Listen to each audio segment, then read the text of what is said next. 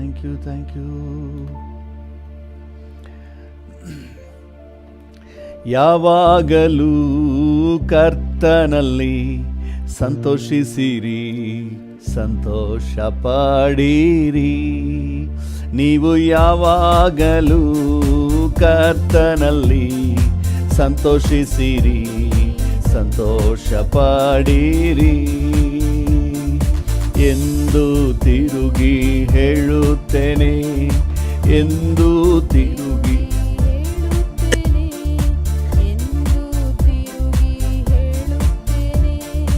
ಎಂದು ತಿರುಗಿ ಹೇಳುತ್ತೇನೆ. ಯಾವಾಗಲೂ ಕರ್ತನಲ್ಲಿ ಸಂತೋಷಿಸಿರಿ, ಸಂತೋಷ ಪಡಿರಿ. ನೀವು ಯಾವಾಗಲೂ ಕರ್ತನಲ್ಲಿ ಸಂತೋಷಿಸಿರಿ, ಸಂತೋಷ ಪಡಿರಿ. ಯಾರ್ಯಾರು ಯೇಸುವನ್ನು ಅಂಗೀಕರಿಸಿದರೋ, ಆತನ ಹೆಸರಿನಲ್ಲಿ ನಂಬಿಕೆ ಇಟ್ಟರೋ, ಯಾರ್ಯಾರು ಯೇಸುವನ್ನು ಅಂಗೀಕರಿಸಿದರೋ, ಆತನ ಹೆಸರಿನಲ್ಲಿ ನಂಬಿಕೆ ಇಟ್ಟರೋ, ಅವರಿಗೆ ಸಿಕ್ಕುವುದು ನಿಜವಾದ ಸಂತೋಷವು, ಅವರಿಗೆ ಸಿಕ್ಕುವುದು ನಿಜವಾದ ಸಂತೋಷವು. ಯಾವಾಗಲೂ ಕರ್ತನಲ್ಲಿ ಸಂತೋಷಿಸಿರಿ, ಸಂತೋಷ ಪಡಿರಿ.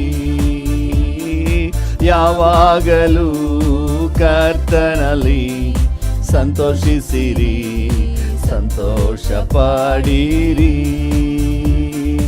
ಯಾರ್ಯಾರು ಪ್ರಭುವಿನ ಸಮ್ಮುಖದಲ್ಲಿಯೇ ಹೆಚ್ಚಿನ ಸಮಯವನ್ನು ಕಳೆಯುತ್ತಿರುವರೋ, ಯಾರ್ಯಾರು ಸಮ್ಮುಖದಲ್ಲಿಯೇ ಹೆಚ್ಚಿನ ಸಮಯವನ್ನು ಕಳೆಯುತ್ತಿರುವರೋ, ಅವರಿಗೆ ಸಿಕ್ಕುವುದು ಸಂತೋಷವು, ಅವರಿಗೆ ಸಿಕ್ಕುವುದು ಪರಲೋಕ ಸಂತೋಷವು. ಯಾವಾಗಲೂ ಕರ್ತನಲ್ಲಿ ಸಂತೋಷಿಸಿರಿ, ಸಂತೋಷ ಪಡಿರಿ. ಯಾವಾಗಲೂ ಕರ್ತನಲ್ಲಿ ಸಂತೋಷಿಸಿರಿ, ಸಂತೋಷ ಪಡಿರಿ. ಯಾರ್ಯಾರು ಯೇಸುವಿನ ವಾಕ್ಯಗಳನ್ನೆಲ್ಲ ಪ್ರೀತಿಸಿ ಕೈಗೊಂಡು ನಡೆಯುತ್ತಿರುವರೋ, ಯಾರ್ಯಾರು ಯೇಸುವಿನ ವಾಕ್ಯಗಳನ್ನೆಲ್ಲ ಪ್ರೀತಿಸಿ ಕೈಗೊಂಡು ನಡೆಯುತ್ತಿರುವರೋ, ಅವರಿಗೆ ಸಿಕ್ಕುವುದು ಮಹಿಮೆಯ ಸಂತೋಷವು, ಅವರಿಗೆ ಸಿಕ್ಕುವುದು ಮಹಿಮೆಯ ಸಂತೋಷವು.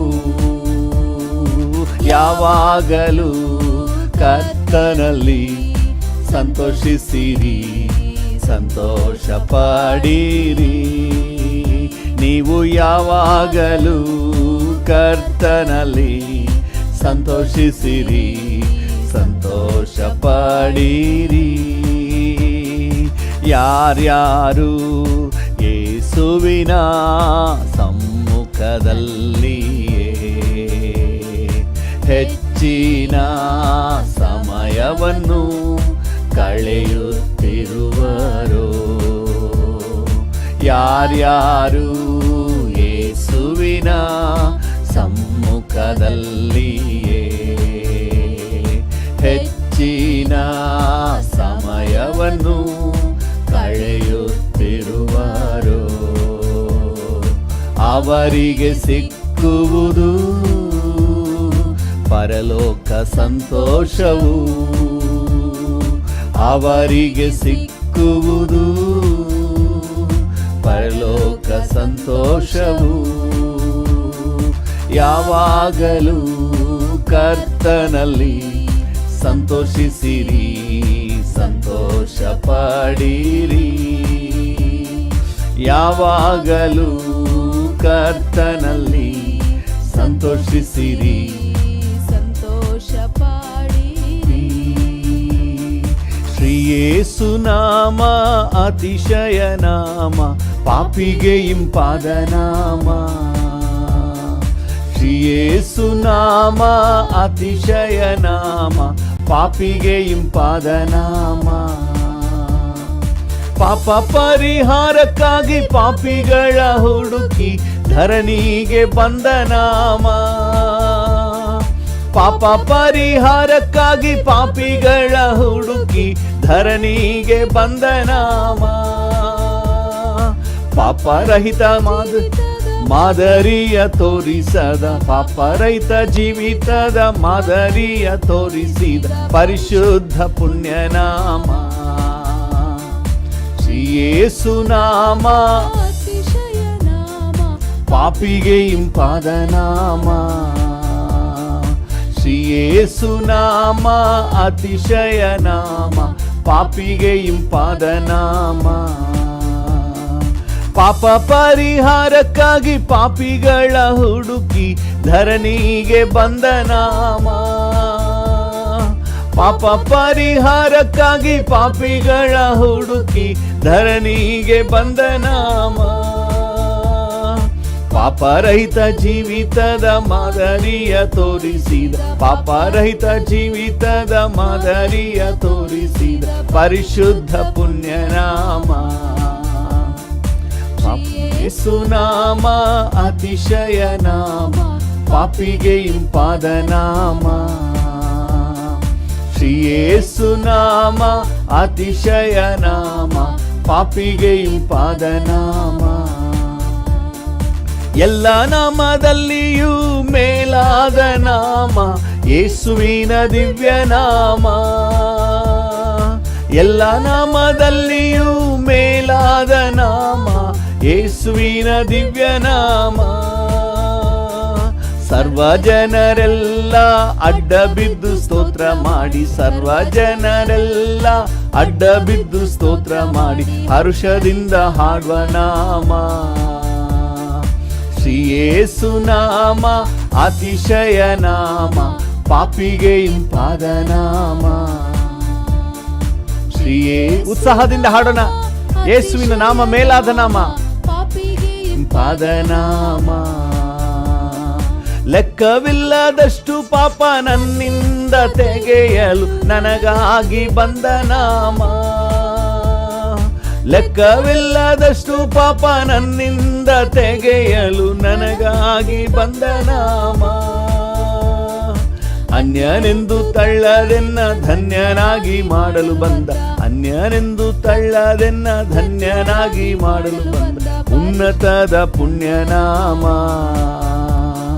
ಶ್ರೀ ಯೇಸು ನಾಮ ಅತಿಶಯ ನಾಮ, ಪಾಪಿಗೆ ಇಂಪಾದ ನಾಮ.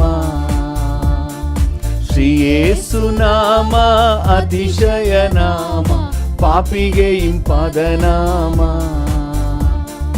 ಭೂತ ಬಾಧಿತರಿಗೂ ನಾನಾ ರೋಗಿಗಳಿಗೂ ಸ್ವಸ್ಥ ಮಾಡುವಂತ ನಾಮ. ಭೂತ ಬಾಧಿತರಿಗೂ ನಾನಾ ರೋಗಿಗಳಿಗೂ ಸ್ವಸ್ಥ ಮಾಡುವಂತ ನಾಮ. ಕುರುಡರಿಗೂ ಕುಂಟರಿಗೂ ಕುಷ್ಠರೋಗಿಗಳಿಗೆಲ್ಲ, ಕುರುಡರಿಗೂ ಕುಂಟರಿಗೂ ಕುಷ್ಠರೋಗಿಗಳಿಗೆಲ್ಲ ಬಿಡುಗಡೆ ಕೊಡುವ ನಾಮ ಶ್ರೀ ಯೇಸು ನಾಮ ಅತಿಶಯ ನಾಮ, ಪಾಪಿಗೆ ಇಂಪಾದ ನಾಮ. ಶ್ರೀ ಯೇಸು ನಾಮ ಅತಿಶಯ ನಾಮ, ಪಾಪಿಗೆ ಇಂಪಾದ ನಾಮ. ಎಲ್ಲ ನಾಮದಲ್ಲಿಯೂ ಮೇಲಾದ ನಾಮ ಯೇಸುವಿನ ದಿವ್ಯ ನಾಮ. ಎಲ್ಲ ನಾಮದಲ್ಲಿಯೂ ಮೇಲಾದ ನಾಮ ಯೇಸುವಿನ ದಿವ್ಯ ನಾಮ. ಸರ್ವ ಜನರೆಲ್ಲ ಅಡ್ಡ ಬಿದ್ದು ಸ್ತೋತ್ರ ಮಾಡಿ, ಸರ್ವ ಜನರೆಲ್ಲ ಅಡ್ಡ ಬಿದ್ದು ಸ್ತೋತ್ರ ಮಾಡಿ ಹರ್ಷದಿಂದ ಹಾಡುವ ನಾಮ. ಶ್ರೀ ಯೇಸು ನಾಮ ಅತಿಶಯ ನಾಮ, ಪಾಪಿಗೆ ಇಂಪಾದ ನಾಮ. ಶ್ರೀ ಯೇಸು ನಾಮ ಅತಿಶಯ ನಾಮ, ಪಾಪಿಗೆ ಇಂಪಾದ ನಾಮ. ಭೂತ ಬಾಧಿತರಿಗೆ ನಾನಾ ರೋಗಿಗಳಿಗೆ ಸ್ವಸ್ಥ ಮಾಡುವಂತ ನಾಮ. ಭೂತ ಬಾಧಿತರಿಗೆ ನಾನಾ ರೋಗಿಗಳಿಗೆ ಸ್ವಸ್ಥ ಮಾಡುವಂತ ನಾಮ. ಕುರುಡರಿಗೂ ಕುಂಟರಿಗೂ ಕುಷ್ಠರೋಗಿಗಳಿಗೆಲ್ಲ, ಕುರುಡರಿಗೂ ಕುಂಟರಿಗೂ ಕುಷ್ಠರೋಗಿಗಳಿಗೆಲ್ಲ ಬಿಡುಗಡೆ ಕೊಡುವ ನಾಮ. ಶ್ರೀ ಯೇಸು ನಾಮ ಅತಿಶಯ ನಾಮ, ಪಾಪಿಗೆ ಇಂಪಾದ ನಾಮ. ಶ್ರೀ ಯೇಸು ನಾಮ ಅತಿಶಯ ನಾಮ, ಪಾಪಿಗೆ ಇಂಪಾದ ನಾಮ. ಶ್ರೀ ಯೇಸು ನಾಮ ಅತಿಶಯ ನಾಮ, ಪಾಪಿಗೆ ಇಂಪಾದ ನಾಮ. ಹಲ್ಲೆಲೂಯಾ. ಶ್ರೀ ಯೇಸು ನಾಮ ಅತಿಶಯ ನಾಮ, ಪಾಪಿಗೆ ಇಂಪಾದ ನಾಮ. ಹೌದು, ನಿಮ್ಮ ನಾಮ ಕರ್ತನೇ ಮೇಲಾದ ನಾಮ, ಆದರೂ ಪಾಪಿಗಳನ್ನು ಹುಡುಕಿ ಬಂದ ನಾಮ. ಥ್ಯಾಂಕ್ ಯು ಅಪ್ಪ, ನೀವು ಹುಡುಕಿ ಬಂದ್ರಿ ಸ್ವಾಮಿ. ಈ ಮುಂಜಾನೆ ವೇಳೆಯಲ್ಲಿ ಕರ್ತನೇ ನಿಮ್ಮ ಪ್ರೀತಿ, ನಿಮ್ಮ ಕರುಣೆ, ನಿಮ್ಮ ತ್ಯಾಗವನ್ನೆಲ್ಲ ನೆನಪು ಮಾಡಿಕೊಂಡು ನಿಮಗೆ ಸ್ತೋತ್ರ ಹೇಳ್ತೇವೆ ಸ್ವಾಮಿ. Hallelujah. C minor. Thank you Jesus. Hallelujah, hallelujah. Thank you, thank you, thank you. Hallelujah. ಸ್ತುತಿಸುವೆವು, ಹೊಗಳುವೆವು, ನಮಿಸುವೆವು ದೇವಾ. ಸ್ತುತಿಸುವೆವು, ಹೊಗಳುವೆವು, ನಮಿಸುವೆವು ದೇವಾ. ಸ್ತುತಿಸುವೆವು, ಹೊಗಳುವೆವು, ನಮಿಸುವೆವು ದೇವಾ. ಉಚಿತವಾದ ಕೃಪೆಯಿಂದ ನೀತಿವಂತರಾಗಿಸಿದೆ. ಉಚಿತವಾದ ಕೃಪೆಯಿಂದ ನೀತಿವಂತನಾಗಿಸಿದೆ. ನನ್ನ ನೀತಿವಂತನಾಗಿಸಿದೆ, ನನ್ನ ನೀತಿವಂತನಾಗಿಸಿದೆ. ಸ್ತುತಿಸುವೆನು, ಹೊಗಳುವೆನು, ನಮಿಸುವೆನು ದೇವಾ. ಸ್ತುತಿಸುವೆನು, ಎಸ್, ನಮಿಸುವೆನು ದೇವಾ. ಆತ್ಮನಿಂದ ವಾಕ್ಯದಿಂದ ಮರುಜೀವ ನೀಡಿರುವೆ. Yes daddy. ಆತ್ಮನಿಂದ ವಾಕ್ಯದಿಂದ ಮರುಜೀವ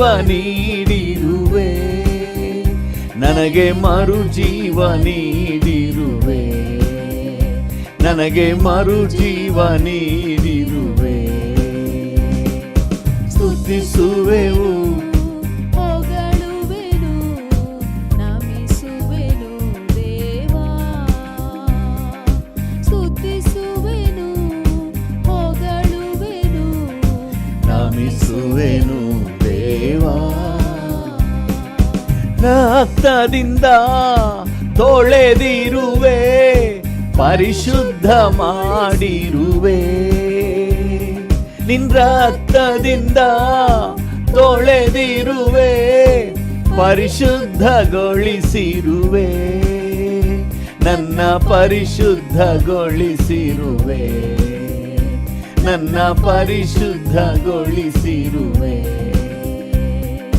ಸ್ತುತಿಸುವೆನು, ಹೊಗಳುವೆನು, ನಮಿಸುವೆನು ದೇವಾ. ಸ್ತುತಿಸುವೆನು, ಎಸ್ ಡ್ಯಾಡಿ, ಹೊಗಳುವೆನು, ನಮಿಸುವೆನು ದೇವಾ. ನಿನ್ನ ದೃಷ್ಟಿಸಿ ನೋಡುವೆನು, ಪ್ರಕಾಶ ಹೊಂದುವೆನು. ನಿನ್ನ ದೃಷ್ಟಿಸಿ ನೋಡುವೆನು, ಪ್ರಕಾಶ ಹೊಂದುವೆನು. ಪ್ರಕಾಶ ಹೊಂದುವೆನು, ನಾನು ಪ್ರಕಾಶ ಹೊಂದುವೆನು. ಸ್ತುತಿಸುವೆನು, ಹೊಗಳುವೆನು, ನಮಿಸುವೆನು ದೇವಾ. ಸ್ತುತಿಸುವೆನು, ಹೊಗಳುವೆನು, ನಮಿಸುವೆನು ದೇವಾ. ನಿನ್ನ ದೃಷ್ಟಿಸಿ ನೋಡುವೆನು, ಪ್ರಕಾಶ ಹೊಂದುವೆನು. ಹೌದು ಡ್ಯಾಡಿ, ನಿನ್ನ ದೃಷ್ಟಿಸಿ ನೋಡುವೆನು, ಪ್ರಕಾಶ ಹೊಂದುವೆನು. ನಾನು ಪ್ರಕಾಶ ಹೊಂದುವೆನು, ನಾನು ಪ್ರಕಾಶ ಹೊಂದುವೆನು.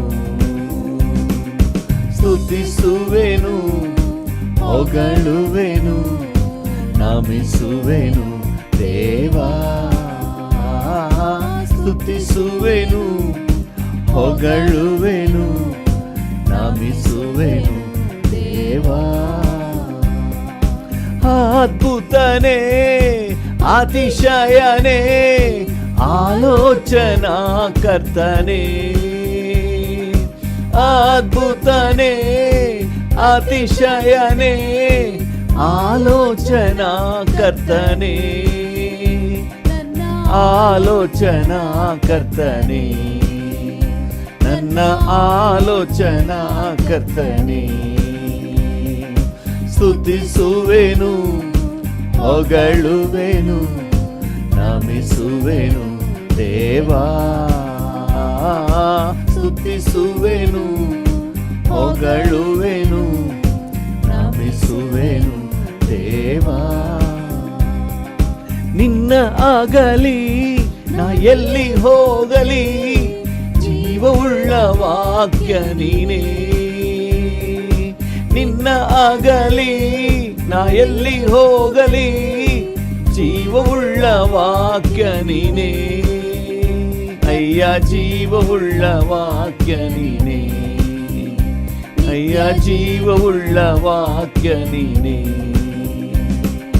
ಸ್ತುತಿಸುವೆನು, ಹೊಗಳುವೆನು, ನಮಿಸುವೆನು ದೇವಾ. ಸ್ತುತಿಸುವೆನು, ಹೊಗಳುವೆನು, ನಮಿಸುವೆನು ದೇವಾ. ಸ್ತುತಿಸುವೆನು, ಹೊಗಳುವೆನು, ಎಸ್ ಡ್ಯಾಡಿ, ನಮಿಸುವೆನು ದೇವಾ. ಸ್ತುತಿಸುವೆನು, ಹೊಗಳುವೆನು, ನಮಿಸುವೆನು ದೇವಾ. ನಿನ್ನ ಆಗಲಿ ನಾ ಎಲ್ಲಿ ಹೋಗಲಿ, ಜೀವವುಳ್ಳ ವಾಕ್ಯ ನೀನೇ. ಕಣ್ಣುಗಳನ್ನು ಮುಚ್ಚಿ ಡ್ಯಾಡಿಯನ್ನು ನೋಡಿ ಹೇಳೋಣ. ನಿನ್ನ ಆಗಲಿ ನಾ ಎಲ್ಲಿ ಹೋಗಲಿ, ಜೀವವುಳ್ಳ ವಾಕ್ಯ ನೀನೇ. ನಿತ್ಯ ಜೀವವುಳ್ಳ ವಾಕ್ಯ ನೀನೇ, ನಿತ್ಯ ಜೀವವುಳ್ಳ ವಾಕ್ಯ ನೀನೇ. ಸ್ತುತಿಸುವೆನು, ಹೊಗಳುವೆನು, ನಮಿಸುವೆನು ದೇವಾ. ಸ್ತುತಿಸುವೆನು, ಹೊಗಳುವೆನು, ನಮಿಸುವೆನು ದೇವಾ. ಈ ಮುಂಜಾನೆ ವೇಳೆಯಲ್ಲಿ ಡ್ಯಾಡಿಯನ್ನೇ ನೋಡಿ ಹೇಳೋಣ, ನಮಿಸುವೇನು ದೇವಾ, ಥ್ಯಾಂಕ್ ಯು, ನಮಿಸುವೇನು ದೇವಾ, ಥ್ಯಾಂಕ್ ಯು. ಈ ಮುಂಜಾನೆ ವೇಳೆಯಲ್ಲಿ ನಿನ್ನನ್ನೇ ಸ್ತುತಿಸುವೆ, ನಿನ್ನನ್ನೇ ಹೊಗಳುವೆ, ನಿನ್ನನ್ನೇ ಆರಾಧಿಸುವೆ. ಸ್ತುತಿಗೂ ಆರಾಧನೆಗೂ ಯೋಗ್ಯನಾದ ದೇವರೇ, ಘನತೆಗೂ ಗೌರವಕ್ಕೂ ಯೋಗ್ಯನಾದ ತಂದೆಯೇ. Thank you, thank you, thank you Lord. Hallelujah, thank you Lord.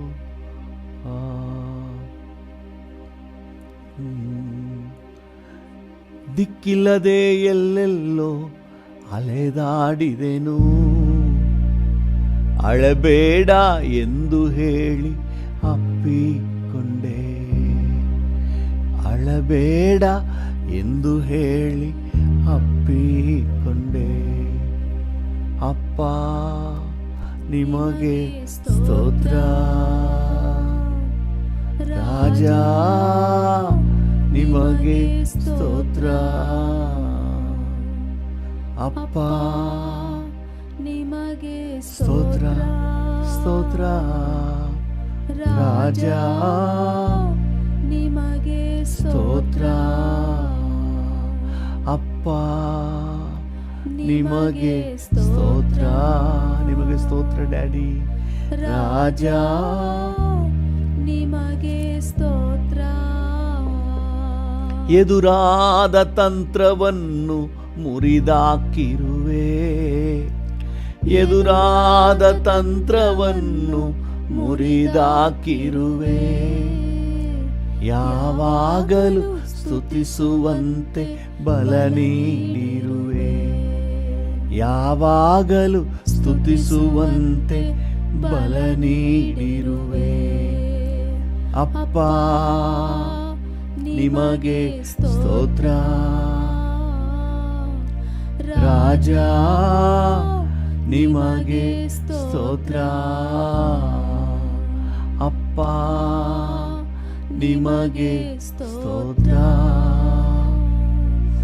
ರಾಜ ನಿಮಗೆ ಸ್ತೋತ್ರ. ಅಪ್ಪ ನಿಮಗೆ ಸ್ತೋತ್ರ. ರಾಜ ನಿಮಗೆ ಸ್ತೋತ್ರ. ಯೇಸು ರಾಜ ನಿಮಗೆ ಸ್ತೋತ್ರ. ಥ್ಯಾಂಕ್ ಯು ಯೇಸು ರಾಜ ನಿಮಗೆ ಸ್ತೋತ್ರ. ಯೇಸು ರಾಜ ನಿಮಗೆ ಸ್ತೋತ್ರ. ಪೂರಭಗ ಶಿಕಲ. ಹಾಗೆ ಡ್ಯಾಡಿಗೆ ವಂದನೆ ಹೇಳುವ.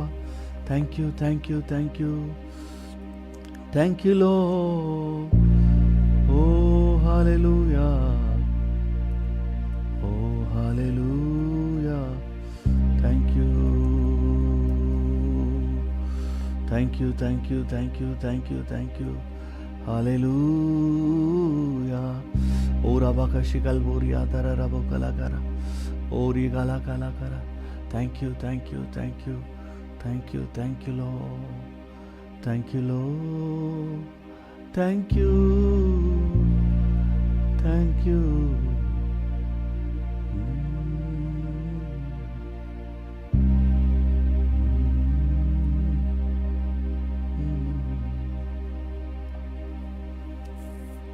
ಕೃಪಾ ಸಂಪನ್ನನಾಥ ದೇವರೇ, ಈ ಮುಂಜಾನೆ ವೇಳೆಗಾಗಿ ಸ್ತೋತ್ರ. ಭೂಮಿ ಆಕಾಶಗಳ ನಿರ್ಮಾಣಿಕನು ನಮ್ಮ ಮಧ್ಯದಲ್ಲಿ ನೀವಿರುವುದಕ್ಕಾಗಿ ಸ್ತೋತ್ರ. Thank you.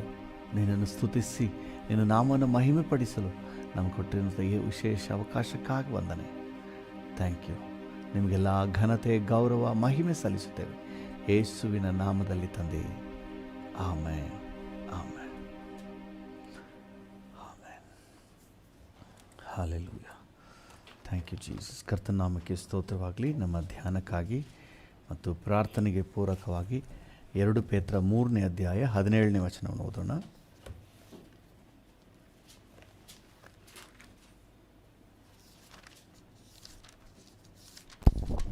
2 ಪೇತ್ರ 3:17. ಆದ ಕಾರಣ ಪ್ರಿಯರೇ, ನೀವು ಈ ಸಂಗತಿಗಳನ್ನು ಮುಂದಾಗಿ ತಿಳಿದುಕೊಂಡಿರುವುದರಿಂದ ಅಧರ್ಮಿಗಳ ಭ್ರಾಂತಿಯ ಸೆಳವಿಗೆ ಸಿಕ್ಕಿಕೊಂಡು ನಿಮ್ಮ ಸ್ಥಿರ ಮನಸ್ಸನ್ನು ಬಿಟ್ಟು ಭ್ರಷ್ಟರಾಗದಂತೆ ಎಚ್ಚರಿಕೆಯಾಗಿರಿ. ಹಾಲೆಲೂಯ, ಎಚ್ಚರಿಕೆಯಾಗಿರಿ. ಹಾಲೆಲೂಯ. ದೇವರ ಮಾರ್ಗದರ್ಶನ ನಮಗೆ ಬರೋದೇನೆಂದರೆ ಎಚ್ಚರಿಕೆಯಾಗಿರಿ. ಏನಕ್ಕೆ ಎಚ್ಚರಿಕೆಯಾಗಿರಿ? ಇನ್ನೊಂದ್ಸರಿ ಓದಿ ಅದನ್ನೇ. 2 ಪೇತ್ರ 3:17. ಆದ ಕಾರಣ ಪ್ರಿಯರೇ, ನೀವು ಈ ಸಂಗತಿಗಳನ್ನು ಮುಂದಾಗಿ ತಿಳಿದುಕೊಂಡಿರುವುದರಿಂದ ಅಧರ್ಮಿಗಳ ಭ್ರಾಂತಿಯ ಸೆಳವಿಗೆ ಅಧರ್ಮಿಗಳ ಅಂದರೆ ತಪ್ಪಾದ ಮಾರ್ಗದಲ್ಲಿರುವವರ ಭ್ರಾಂತಿ. ಭ್ರಾಂತಿ ಅಂದರೆ ಜಸ್ಟ್ ಒಂದು ಕಲ್ಪನೆ, ಮೋಸ ಇದೆ ಅಂತ ಇಲ್ಲದೇ ಇರುವುದನ್ನು ಇದೆ ಅಂತ ನೆನೆಸ್ಕೊಳ್ಳೋದು, ಇರೋದನ್ನ ಇಲ್ಲ ಅಂತ ನೆನೆಸ್ಕೊಳ್ಳೋದು, ಭ್ರಮೆ, ಅಧರ್ಮಿಗಳ ಭ್ರಮೆ, ಅದರ ಸೆಳವಿಗೆ ಸಿಕ್ಕಿ, ಅದು ಅಧರ್ಮಿಗಳ ಭ್ರಾಂತಿ, ತಪ್ಪು ಮಾರ್ಗದಲ್ಲಿರುವಂತಹ ಒಂದು ಕಲ್ಪನೆಯ ಸುಖ, ದುರ್ಮಾರ್ಗದಲ್ಲಿರುವಂತಹ ಒಂದು ಕಲ್ಪನೆಯ ಸಮೃದ್ಧಿ. ಅದು ನಿಜ ಅಲ್ಲ, ಒಂದು ಭ್ರಮೆ ಅಷ್ಟೇ, ಭ್ರಾಂತಿ ಅಷ್ಟೇ. ಅದೇನು ಮಾಡ್ತದಂತೆ? ಸೆಳೆತದಂತೆ, ದೇವರ ಮಕ್ಕಳನ್ನು ಸೆಳೆತದೆ. ಅದಕ್ಕೆ ಎಚ್ಚರಿಕೆ ಬರೆದಿರೋದು. ಅದರಲ್ಲಿ ಏನೋ ನೀವು ಇಲ್ಲಿ ಎಲ್ಲೂ ಇಲ್ಲದೇ ಇರುವಂಥ ಒಂದು ಸುಖ ಅಲ್ಲಿದೆ, ಇಲ್ಲಿ ಇಲ್ಲದೇ ಇರೋಂಥ ಏನೋ ಒಂದು ಮಜಾ ಅಲ್ಲಿದೆ ಅನ್ನುವ ರೀತಿಯಾಗಿ ಅದು ಕಾಣ್ತದೆ. ದುರ್ಮಾರ್ಗದಲ್ಲಿರುವವರ ಭ್ರಾಂತಿ ಆ ರೀತಿಯಾಗಿ ಕಾಣ್ತದಂತೆ. ಸೆಲವಿಗೆ ಸಿಕ್ಕಿಕೊಂಡು ನಿಮ್ಮ ಸ್ಥಿರ ಮನಸ್ಸನ್ನು ಬಿಟ್ಟು ಭ್ರಷ್ಟರಾಗಂತೆ. ಮನಸ್ಸು, ನಿಮ್ಮ ಸ್ಥಿರ ಮನಸ್ಸು ಕರ್ತನಿಗಾಗಿರುವ, ಪರಿಶುದ್ಧತೆಗಾಗಿರುವ, ಆತ್ಮಿಕಕ್ಕಾಗಿರುವಂಥ ಸ್ಥಿರ ಮನಸ್ಸನ್ನು ಬಿಟ್ಟು ಭ್ರಷ್ಟರಾಗಿ, ನೀವು ಅವ್ರ ಜೊತೆ ಸೇರಿ ಭ್ರಷ್ಟರಾಗದಂತೆ ಎಚ್ಚರಿಕೆಯಾಗಿರಿ. ದೇವರ ನಾಮಕ್ಕೆ ಸ್ತೋತ್ರ. ದೇವರ ವಾಕ್ಯ ಬೆಳಗಿನ ಸಮಯದಲ್ಲಿ ನಾವು ಮೋಸ ಹೋಗದಂತೆ, ಸೈತಾನನ ವಂಚನೆಗೆ ಸಿಕ್ಕಾಕೊಳ್ಳದ ಹಾಗೆ ಮುಂಚಿತವಾಗಿ ನಮಗೆ ತಿಳಿಸ್ತಾ ಇದೆ. ಸಿಕ್ಕಾಕೊಂಡ ಮೇಲೆ ಒದ್ದಾಡಿ ಅಯ್ಯೋ ಕಾಪಾಡು ಕರ್ತನೆ ಅನ್ನುವುದಕ್ಕಿಂತ ಮೊದಲೇ ನಾವು ತಪ್ಪಿಸಿಕೊಳ್ಳುವುದು ನಮಗೆ ಹಿತ. ಅದರಿಂದ ದೇವರು ಅಡ್ವಾನ್ಸ್ ಆಗಿಯೇ ನಮಗೆ ವಿವರವಾಗಿ ಹೇಳ್ತಾ ಇದ್ದಾರೆ, ಅಧರ್ಮಿಗಳ ಭ್ರಾಂತಿಗೆ ಸಿಕ್ಕಾಕೊಂಡು ನೀವು ನಿಮ್ಮ ಸ್ಥಿರ ಮನಸ್ಸನ್ನು ಬಿಟ್ಬಿಡ್ಬೇಡ್ರಿ, ನಿಮ್ಮ ಸ್ಟ್ಯಾಂಡರ್ಡ್, ನಿಮ್ಮ ಸ್ಪಿರಿಚುವಲ್ ಕ್ವಾಲಿಟಿಯನ್ನು ಬಿಟ್ಬಿಡ್ಬೇಡ್ರಿ, ಜಾಗ್ರತೆಯಿಂದಿರಿ ಅಂತ ಹೇಳಿ ದೇವರ ವಾಕ್ಯ ಹೇಳ್ತದೆ. ದೇವರ ನಾಮಕ್ಕೆ ಸ್ತೋತ್ರವಾಗಲಿ. ನಾವು ಜ್ಞಾನೋಕ್ತಿಗಳ ಪುಸ್ತಕ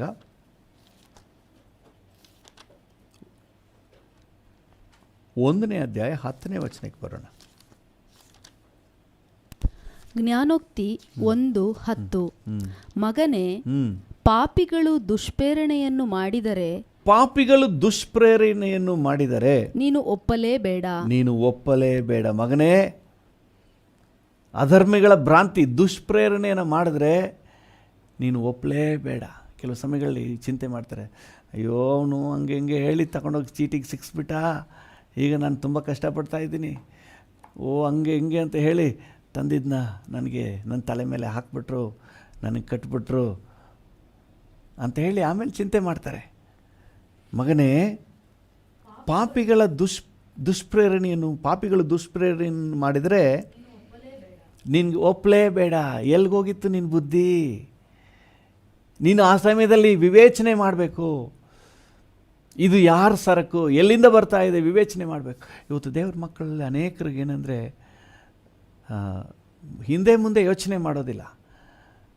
ಅದರಲ್ಲಿ ಏನಾದರೂ ಒಳ್ಳೆಯದಾಗಿ ಕಾಣ್ತದೆ ಅಂದ ತಕ್ಷಣ ಹಂಗೆ ಧುಮುಕ್ಬಿಡೋದು. ಏನಂತ ಯೋಚನೆ ಮಾಡೋದಿಲ್ಲ. ಅದು ಅಧರ್ಮಿಗಳ ಭ್ರಾಂತಿ, ಅದು ಜಸ್ಟ್ ಕಲ್ಪನೆಯ ಸುಖ, ಅದು ಕಲ್ಪನೆಯ ಸಮೃದ್ಧಿ. ಅದರಲ್ಲಿ ಏನೂ ಇಲ್ಲ. ಅವರು ದುಷ್ಪ್ರೇರಣೆ ಕೊಡ್ತಾರೆ, ನಿಮಗೆ ಒಂದು ಕೆಟ್ಟ ಪ್ರೇರಣೆಯನ್ನು ನಿಮ್ಮೊಳಗೆ ತುಂಬಿಸ್ತಾರೆ, ಉತ್ತೇಜನ ಪಡಿಸ್ತಾರೆ.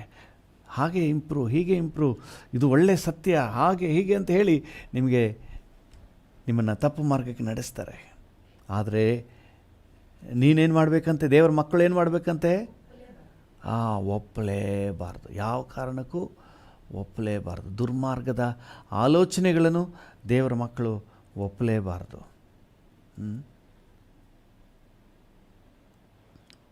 ನೋಡಿ, ಅದೇ ಜ್ಞಾನೋಕ್ತಿಗಳ ಪುಸ್ತಕ 16ನೇ ಅಧ್ಯಾಯ 29ನೇ ವಚನ. ಜ್ಞಾನೋಕ್ತಿ 16:29. ಬಲಾತ್ಕಾರಿಯು ನೆರೆಯವನನ್ನು ಮರಳುಗೊಳಿಸಿ ದುರ್ಮಾರ್ಗಕ್ಕೆ ಎಳೆಯುವನು. ಬಲಾತ್ಕಾರಿಯು ನೆರೆಯವನನ್ನು ಮರಳುಗೊಳಿಸಿ ದುರ್ಮಾರ್ಗಕ್ಕೆ ಎಳಿತಾನಂತೆ. ನಾವು ಡಬಲ್ ಕೇರ್ ವಹಿಸಬೇಕು. ಆತ್ಮಿಕ ಜೀವಿತಕ್ಕೆ ಬಂದವರು ಡಬಲ್ ಕೇರ್ ವಹಿಸಬೇಕು.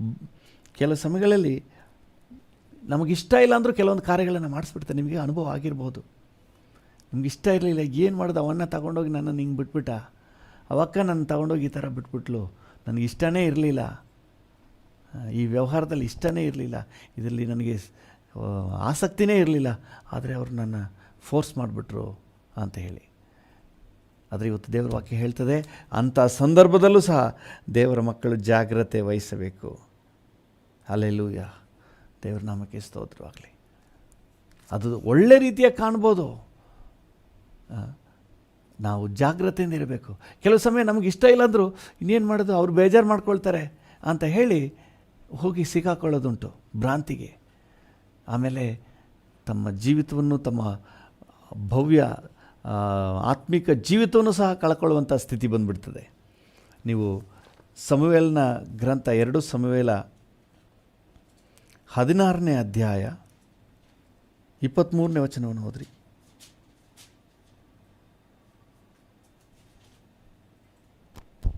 ಎರಡು ಸಮುವೇಲ 16:23. ಆ ಕಾಲದಲ್ಲಿ ಅಹಿತೋಫೆಲನ ಆಲೋಚನೆಗಳಿಗೆ ದೈವೋತ್ತರಗಳಿಗಿರುವಷ್ಟು ಬೆಲೆ ಇತ್ತು. ದಾವೀದನು ಅಬ್ಸಾಲೋಮನು ಅವನ ಆಲೋಚನೆಗಳನ್ನು ಗೌರವಿಸುತ್ತಿದ್ದರು. ನೋಡಿ, ಈ ಅಹಿತೋಫೆಲನು ಒನ್ ಆಫ್ ದ ಕೌನ್ಸಿಲರ್ಸ್, ದಾವೀದನ ಆಸ್ಥಾನದಲ್ಲಿದ್ದಂತಹ ಸಮಾಲೋಚಕರು, ಹಿತಾಲೋಚಕರು, ಸಮಾಲೋಚಕರುಗಳಲ್ಲಿ ಬಹಳ ಪ್ರಮುಖವಾದಂಥ ವ್ಯಕ್ತಿ. ಅವನ ಆಲೋಚನೆಗೆ ಆ ಕಾಲದಲ್ಲಿ ಎಷ್ಟು ಮರ್ಯಾದೆ ಇತ್ತು ಅಂದರೆ ದೈವೋತ್ತರಗಳಿಗಿರುವಷ್ಟು ಮರ್ಯಾದೆ ಇತ್ತು. ದೇವರ ವಾಕ್ಯಕ್ಕೆ ಎಷ್ಟು ಬೆಲೆ ಕೊಡ್ತಿದ್ರೋ ಅಷ್ಟು ಬೆಲೆ ಕೊಡ್ತಿದ್ರಂತೆ. ಆ ರೀತಿಯಾಗಿ ಅದನ್ನು ಗೌರವಿಸ್ತಾ ಇದ್ದರು. ಆದರೆ ಅವನು ಕೊಟ್ಟಂಥ ಕೌನ್ಸಿಲ್ ಹೆಂಗಿದೆ ಅಂದರೆ ದೇವರ ಶಾಪವನ್ನು ತಗೊಂಡು ತನ್ನ ಮೇಲೆ ಹಾಕ್ಕೊಳ್ಳುವಂಥ ಸ್ಥಿತಿಯಲ್ಲಿತ್ತು. ಅಬ್ಸಲೋಮನಿಗೆ ಅವನು ಕೊಡುವ ಆಲೋಚನೆ ನೀವು ಮೇಲ್ಗಡೆ 20ನೇ ವಚನದಿಂದ ಓದಿದ್ರೆ ಗೊತ್ತಾಗುತ್ತೆ.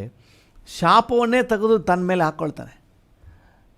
ಆದರೆ ಅಹಿತೋಫೆಲನ್ನು ಹೇಳಿದ್ನಲ್ಲ, ಅವನು ಹೇಳುವಾಗ ಒಳ್ಳೇದಾಗಿರುತ್ತೆ, ಅದು ಒಳ್ಳೇದಾಗಿ ಅನಿಸ್ತದಂತೆ. ನೋಡಿ 4ನೇ ವಚನ ಓದಿ, 17:4. 2 ಸಮುವೇಲ 17:4. ಈ ಮಾತು ಅಬ್ಸಾಲೋಮನಿಗೂ ಇಸ್ರಾಯೇಲರ ಎಲ್ಲಾ ಹಿರಿಯರಿಗೂ. ನೋಡಪ್ಪ, ಅಬ್ಸಾಲೋಮನಿಗೆ ಮಾತ್ರ ಅಲ್ಲ, ಇಸ್ರಾಯೇಲರ ಹಿರಿಯರಿಗೂ ಕೂಡ ಚೆನ್ನಾಗಿ ಕಾಣಿಸ್ತಾ ಇತ್ತಂತೆ. ಚೆನ್ನಾಗಿಯೇ ಇರ್ತದೆ. ದೇವರ ಮಕ್ಕಳು ಬಹಳ ಜಾಗ್ರತೆಯಿಂದ ಈ ವಿಷಯದಲ್ಲಿ ತೀರ್ಮಾನಗಳನ್ನು ತೆಗೆದುಕೊಳ್ಳಬೇಕು. Praise the Lord. ನೀವು ಜ್ಞಾನೋಕ್ತಿ 2ನೇ ಅಧ್ಯಾಯಕ್ಕೆ ಬಂದರೆ 10ರಿಂದ 13 ಓದ್ರಿ. ಜ್ಞಾನೋಕ್ತಿ 2 10ರಿಂದ 13. ಜ್ಞಾನವು ನಿನ್ನ ಹೃದಯದೊಳಗೆ ಪ್ರವೇಶಿಸುವುದು, ತಿಳುವಳಿಕೆಯು ನಿನ್ನ ಆತ್ಮಕ್ಕೆ ಅಂದವಾಗಿರುವುದು, ಬುದ್ಧಿಯು ನಿನಗೆ ಕಾವಲಾಗಿರುವುದು, ವಿವೇಕವು ನಿನ್ನನ್ನು ಕಾಪಾಡುವುದು. ಇದರಿಂದ ನೀನು ದುರ್ಮಾರ್ಗದಿಂದಲೂ ಕೆಟ್ಟ ಮಾತನಾಡುವವರಿಂದಲೂ ತಪ್ಪಿಸಿಕೊಳ್ಳುವಿ. ಅವರಾದರೋ ಕತ್ತಲ ಹಾದಿಗಳನ್ನು ಹಿಡಿಯಬೇಕೆಂದು ಧರ್ಮ ಮಾರ್ಗಗಳನ್ನು ತೊರೆದು ಬಿಡುವರು. ದೇವರ ವಾಕ್ಯ ಏನು ಹೇಳ್ತದೆ? ಜ್ಞಾನವು ನಿನ್ನ ಹೃದಯದೊಳಗೆ ಪ್ರವೇಶಿಸುವುದು, ತಿಳುವಳಿಕೆಯು ನಿನ್ನ ಆತ್ಮಕ್ಕೆ ಅಂದವಾಗಿರುವುದು, ಬುದ್ಧಿಯು ನಿನಗೆ ಕಾವಲಾಗಿರುವುದು, ವಿವೇಕವು ನಿನ್ನನ್ನು ಕಾಪಾಡುವುದು. ದೇವರ ಹತ್ರ ಈ ವಿವೇಕ, ಈ ಜ್ಞಾನವನ್ನು ನಾವು ಕೇಳಿ ಪಡ್ಕೊಳ್ಬೇಕು. ಹಲ್ಲೆಲೂಯ, ದೇವ್ರ ನಾಮಕ್ಕೆ ಸ್ತೋತ್ರವಾಗಲಿ. ಅವ್ರಿಗೆ ಹೇಳೋದೆಲ್ಲ ಚೆನ್ನಾಗಿಯೇ ಅನಿಸ್ತದೆ, ಆದರೆ ತಗೊಂಡೋಗಿ ಬಿಡೋದಂತೂ ದುರ್ಮಾರ್ಗದಲ್ಲಿ, ನಮ್ಮ ನಾಶನದಲ್ಲಿ. ಅದು ಭ್ರಾಂತಿ ಅಂತ ವಾಕ್ಯ ಹೇಳ್ತದೆ. ಅದು ಸೆಳವು ನಮ್ಮನ್ನು ಎಳಿತಾ ಇರ್ತದೆ. ಆದರೆ ಆ ಸಮಯದಲ್ಲಿ ಸರಿಯಾದ ತೀರ್ಮಾನ ತಗೊಳ್ಳಿಕ್ಕೆ ನಮಗೆ ಒಳ್ಳೆ ಜ್ಞಾನ ಕೊಡಪ್ಪ ಅಂತ ನಾವು ಕೇಳಬೇಕು. ನಾನು ಕೆಲವೊಂದು ಸಂದರ್ಭಗಳಲ್ಲಿ ನಾನು ಈಗ ನೆನೆಸ್ಕೊಂಡು ಆಶ್ಚರ್ಯ ಪಡ್ತೀನಿ. ಯಾಕಂದರೆ ಆ ಸಮಯದಲ್ಲಿ ನಾನು ತೆಗೆದುಕೊಂಡಂತಹ ನಿರ್ಧಾರ ನನಗೀಗ ಆಶ್ಚರ್ಯವಾಗಿದೆ. ನನಗೆ ಹೆಂಗೆ ಆ ಥರ ಆಲೋಚನೆ ಬಂತು ನಿರ್ಧಾರ ತಗೊಳ್ಳಿಕ್ಕೆ. ನಿಜವಾಗ್ಲೂ ದೇವರು ಆ ಸಮಯದಲ್ಲಿ ನಮಗೆ ಆ ರೀತಿ ಆಲೋಚನೆಯನ್ನು, ಜ್ಞಾನವನ್ನು, ವಿವೇಕವನ್ನು ಕೊಡುವಾತನು. ಹಾಲೆಲೂಯ. ನಾವು ಕರ್ತನನ್ನು ಆತುಕೊಂಡು ಒಳ್ಳೆ ಜ್ಞಾನ, ವಿವೇಕವನ್ನು ದೇವರ ಬಳಿಯಲ್ಲಿ ನಾವು ಕೇಳಬೇಕು. ಹಾಲೆಲೂಯ. ನಿನ್ನ ಆಲೋಚನೆಗಳನ್ನು, ನಿನ್ನ ಮಾರ್ಗಗಳನ್ನು ನಮಗೆ ಕೊಡಪ್ಪ ಅಂತ ನಾವು ಕೇಳಬೇಕು. ಪವಿತ್ರಾತ್ಮನು ನಮಗೆ ಅದನ್ನು ಕೊಡಲಿಕ್ಕೆ ಶಕ್ತನಾಗಿದ್ದಾನೆ. ನೀವು ಯೋಹಾನನ ಸುವಾರ್ತೆ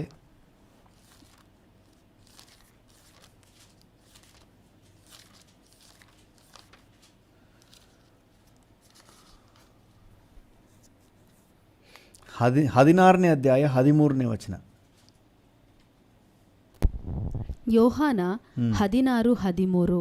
ಸತ್ಯದ ಆತ್ಮನು ಬಂದಾಗ ಆತನು ನಿಮ್ಮನ್ನು ನಡೆಸಿಕೊಂಡು ಹೋಗಿ ಸಕಲ ವಿಷಯದಲ್ಲಿಯೂ ಸತ್ಯಕ್ಕೆ ಸೇರಿಸುವನು. ಹಾಲೆಲೂಯ.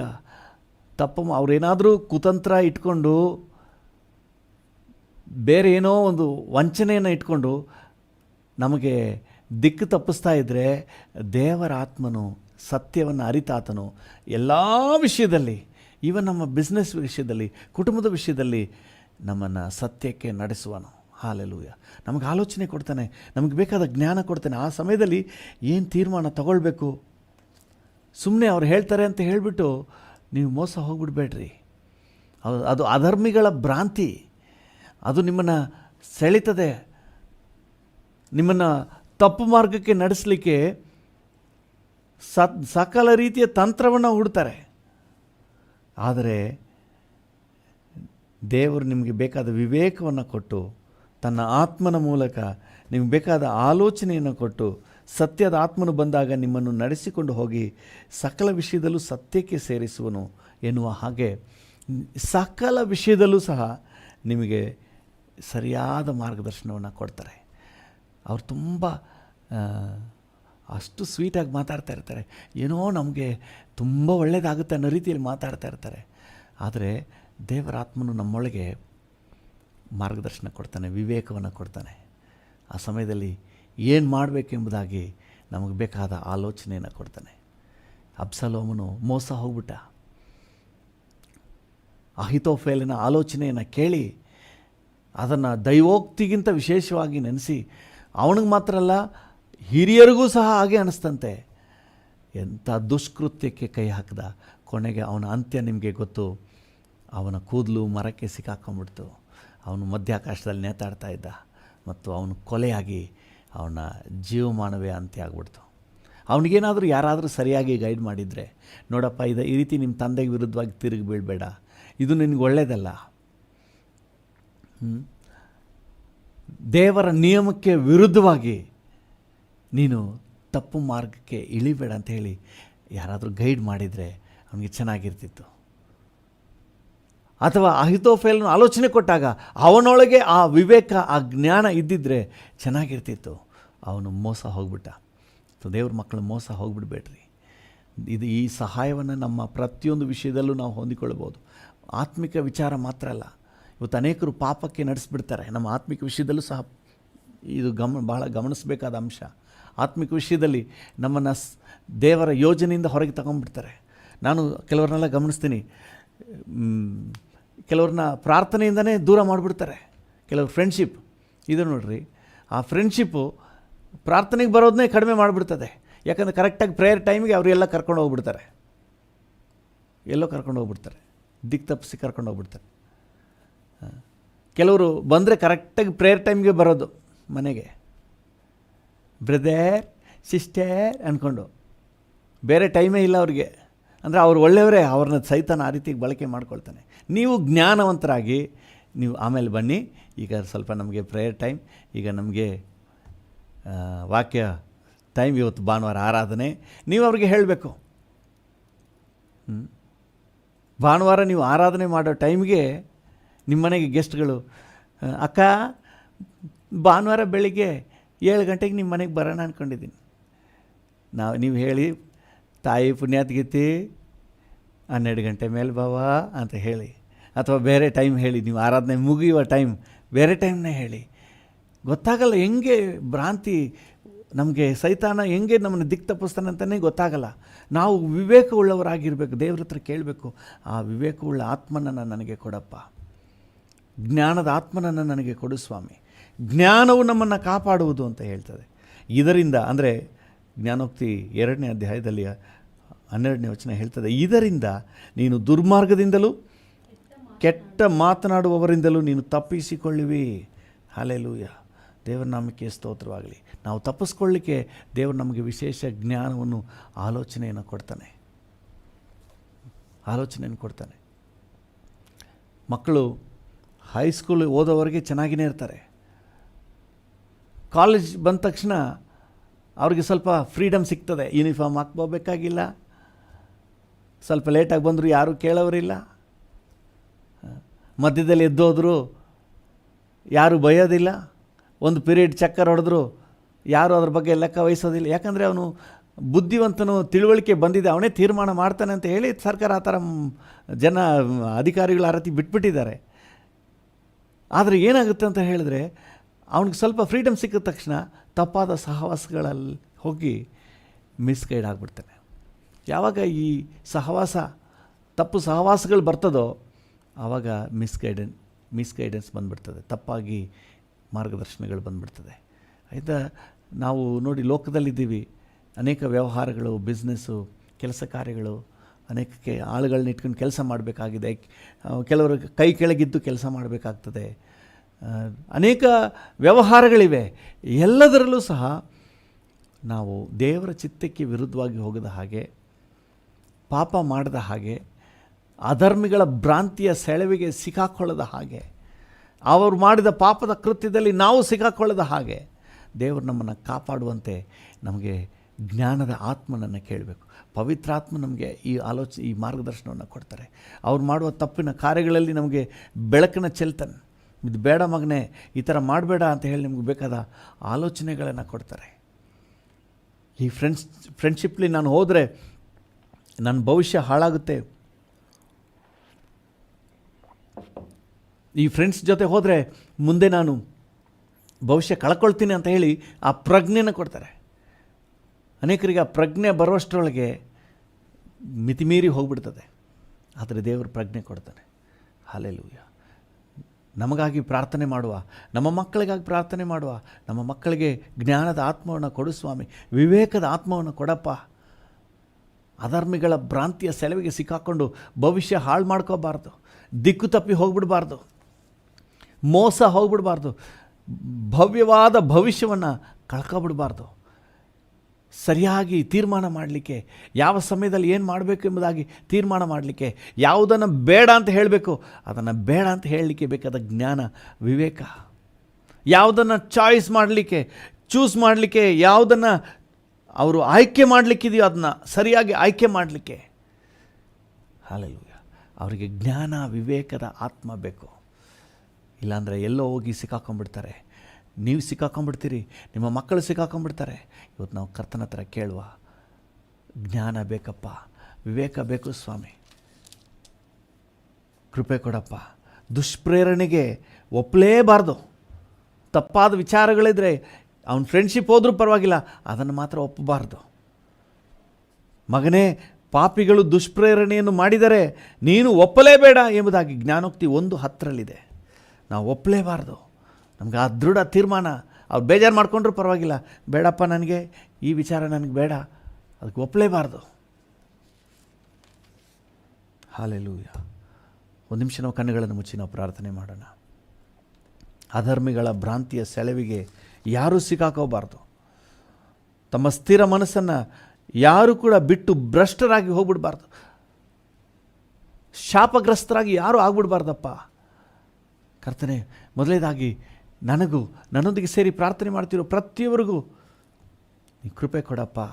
ಜ್ಞಾನದ ಆತ್ಮ, ವಿವೇಕದ ಆತ್ಮನನ್ನು ಕರ್ತನೆ ನಮ್ಗೆ ಕೊಟ್ಟಿದ್ದೀರಿ. ಕರ್ತನೆ ಪವಿತ್ರಾತ್ಮನ ಮಾರ್ಗದರ್ಶನವನ್ನು ಹೊಂದಿಕೊಳ್ಳಲಿಕ್ಕೆ ನಮಗೆ ಕೃಪೆ ಕೊಡಿ ಸ್ವಾಮಿ. Thank you. ಪವಿತ್ರಾತ್ಮನ ಆಲೋಚನೆ ನಮಗುಂಟಾಗಲಿ. ಹಲ್ಲೆಲೂಯಾ.